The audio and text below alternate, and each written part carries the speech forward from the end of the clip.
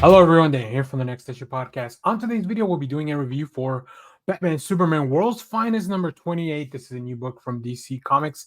Let's talk about the creative team before we get into this book.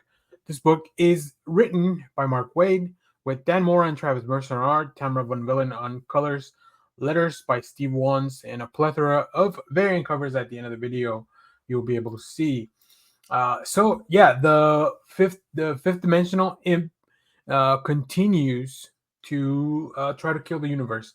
Looking for a fight, we saw that in the last issue, it was Jimmy Olsen, who has been now seen as the world's best superhero. So this big Doomite is just looking for a worthy opponent. So in this issue, heroes unite to save the fifth dimension and the Earth.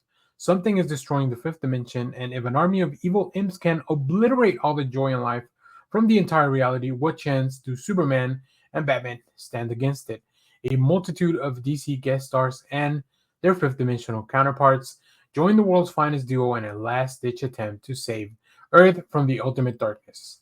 Um, Very excited for this. I've been enjoying this series from the get go, and this is no exception.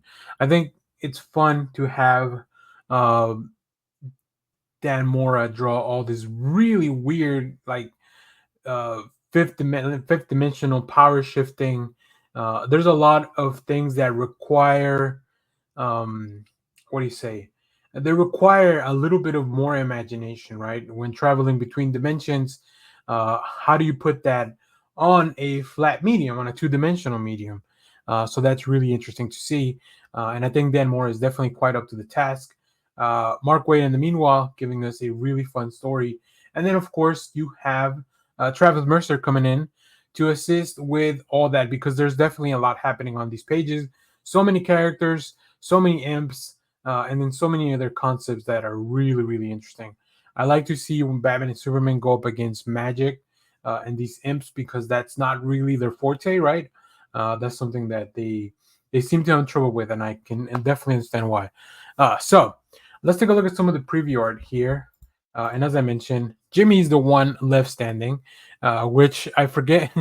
I love that the Doomite knows Jimmy's full name, James Bartholomew Olsen. That's how you know he's in trouble.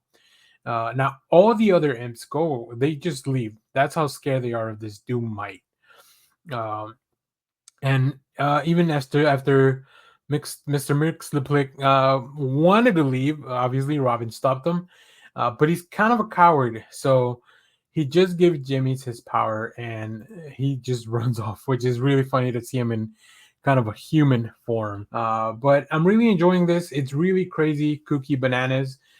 It's really interesting to see the team doing stuff like this, and then they're gonna do the absolute power stuff. So like how how flexible, how the range that they have to work on these type of stories is really, really fun. So if you have read this, let me know what you thought about it down in the comments. As always, thank you for watching, everyone. Remember to share, like, subscribe, hit the bell so you know when we go live. That is most Saturdays, 10 a.m. Central Standard Time. Stay tuned. We have more comic reviews, trailer reactions, TV recaps, all that fun stuff here in the channel. Thanks for watching, everyone. Bye-bye.